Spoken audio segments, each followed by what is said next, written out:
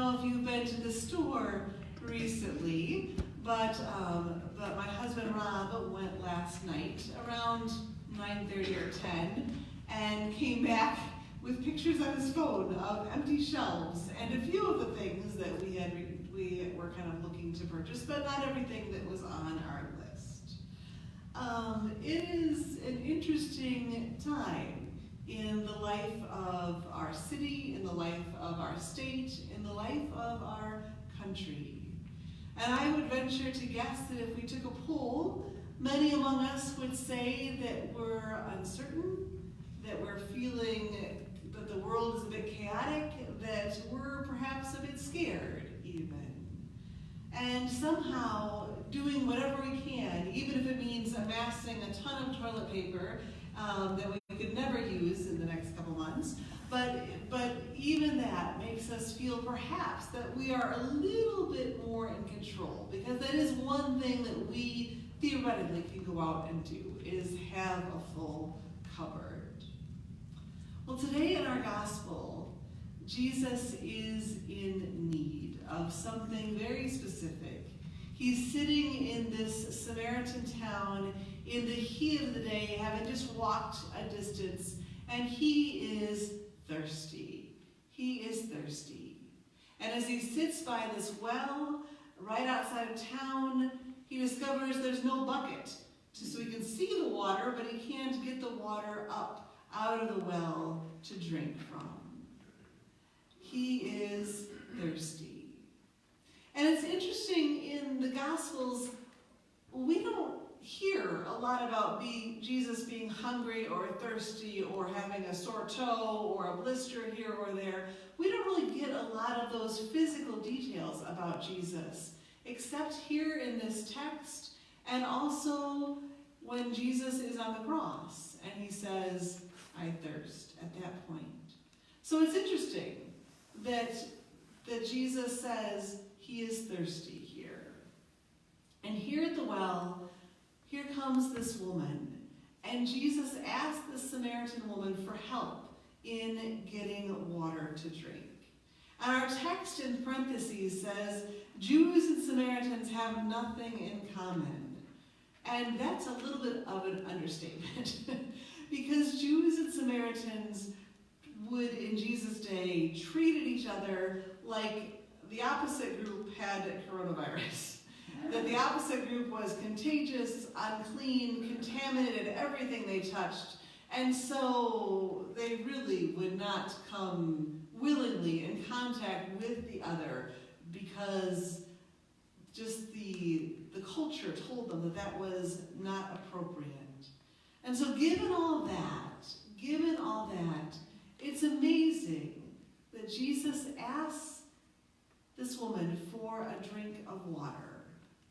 And it got me thinking about what it is to be thirsty. Because there have been times in my life when I've been really thirsty, and you probably have been as well.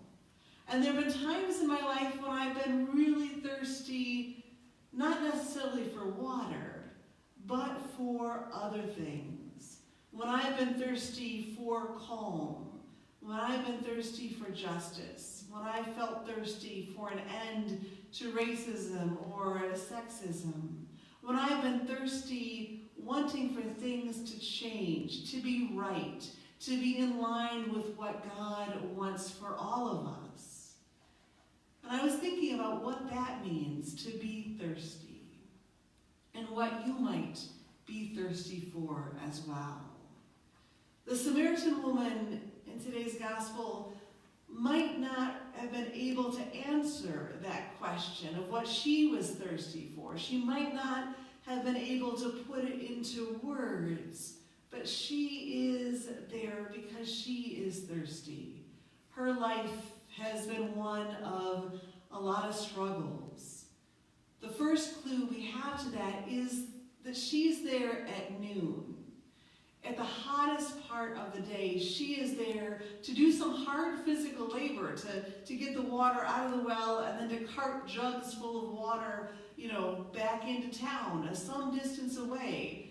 I don't know how many how many things of milk you can carry from your car up to the refrigerator, but if you had to carry that milk much farther, you might too be more fully aware of what hard work it is to get water. So she's there not in the morning when it's cool, or not in the evening when the temperature has dropped. She's there at the hottest part of the day when everybody else is home taking a little siesta after having lunch. And most people think that she was there in the heat of the day because she was trying to avoid folks. She just didn't want to deal with other people. And why is that? Well, she's been married for five times and has no kids, it seems, to no adult boys, no adult men, has no sons to depend on and have them help care for her. So she's either been divorced because of some perceived failure on her part, that she has not produced children, or she has not been good at making toast, or whatever it was.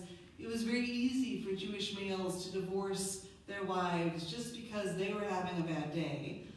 So she's either been divorced multiple times, or widowed, her husband has died, or a combination of the above. But it's happened enough that people are starting to look at her and wonder, what have you done to deserve such a fate, that all these men are no longer in the picture and you are a pariah, and that you are somehow at fault. And so it's no wonder that she's there, because she just doesn't want to deal with people. But she meets Jesus at the well, at this place of water. And Jesus sees her, and he gets her, and he gives her a gift. Jesus tells her, I am the Messiah. I am. And this is one of the high points in John's gospel, meant to remind us of the conversation Moses has with God when the burning bush is on fire. When Moses says, well, if you want me to go back and tell Pharaoh to let my people go, how am I going to say, well, this God told me to do this, and I don't really know who God is exactly, but God told me. And the burning bush, God in the burning bush says, tell them I am sent you. I am who I am. I will be who I will be. I will be your God. Come and follow, and together we will write a story of how I relate to my people. So Jesus gives her this gift. I am God. I am the Messiah. And then he gives her another gift. Not only does Jesus tell her who he truly is, but he shows her who this God is. That this God does not condemn. This God does not lecture her. This God does not kick her out. But this God talks with her and has conversation with her. And this God knows her and knows everything there is to know about her. And this Messiah is one in whose presence we too are completely known. The good, the bad, the ugly. God knows it all. And even knowing all of that, we are also completely loved. That with God there is no hiding. With God there is no fear. With God there is no condemnation or lecture. With God there is simply welcome. There is simply love. And this encounter transforms this woman. She runs back into town so fast, she forgets her water jug that's there left at the well. She runs back into town and she tells everybody, come and see this man. Come and see this man. And they do. They come.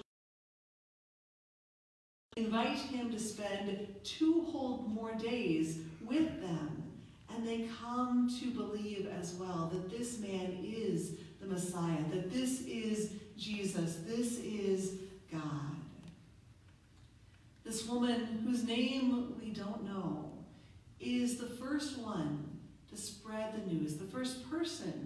have the privilege of spreading the news that Jesus is the Messiah. She comes to the well thirsty, to be known, to be accepted, to find love, and she is filled up.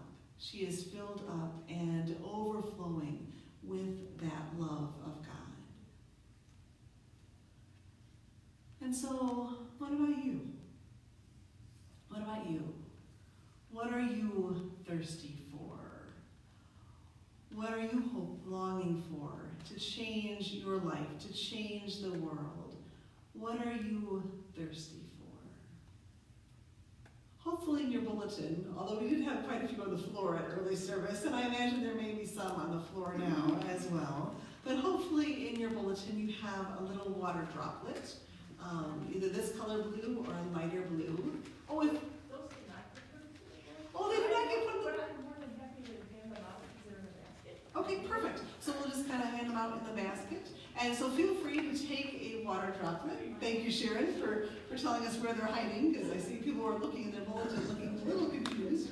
So, but after you have a water droplet, at some point during our worship, I invite you to take a pen and to write down a word or two that talks about what you are thirsty for, what you are longing for, what changes you would like to see in our world, in your own life, perhaps. And at some point, to bring that water droplet and to put it here in the pitcher here and add it to our Lenten Be Transformed series. So to tell God what it is that you're thirsty for, what in our world is not right, what you would like to see changed. A few weeks ago, in our Be Transformed sermon series, we talked about St. Augustine's quote, "Our hearts are restless until they find their rest in thee." And I think we're seeing that even more in these days come true, that the chaos, the uncertainty of our current situation is scary and it is unsettling. And yet it's revealing something about us human beings. That even with all the hand sanitizer and all the paper towels and all the stocking up that we could ever want to do, that we could have the largest collection of those items and be totally prepped and prepared. And yet we would still not feel safe enough. We would still feel that something is lacking, that something is wanting. We would still feel jittery and perhaps scared. Because, as St. Augustine says, calmness and peace does not come through accumulating things, but calmness and peace, that calm heart, comes when we trust in God, when we put our trust in that God who loves us so deeply. And so we're using water droplets today, not only because they go with the story of Jesus being thirsty, but also they remind us of our baptism, when we are washed in that water, when God claims us as God's own beloved children, and God says, you are okay, that nothing can change that love, that acceptance, that God promises to be with us always through thick and thin, and to remind us always that we are grounded in God. And in that baptism, God also gifts us with a responsibility that we are called in joyful thankfulness for what we have been given, for that love that has been shared with us, that we are called to help others to quench their thirst as well, to help make this world, to transform this world. And the things that we are thirsting for, the things that we are longing to see happen, that we're called to do more than just sit on the sidelines. But we are called to make this world a place of sharing, a place of equality, a place of equal access for everybody, a place where everybody feels loved and valued simply because they are God's child. So even as we name our thirsts, even as we write down a word that talks about what we are in need of, where we need God's help, we're also reminded that we're called to help others and to provide that love of God to others that we need as well. And so in this time of chaos and uncertainty, it might seem hard to do that because we're so caught up in what's happening to us and how worried and anxious we might feel. And yet it doesn't take much to write an email or to call or to reach out in whatever way you feel comfortable doing, to call those, to reach out to those who are more vulnerable, perhaps more scared, and to just say, how are you doing? How are you doing? How can I be of help? Is there anything that you need? How can we do that in today's world?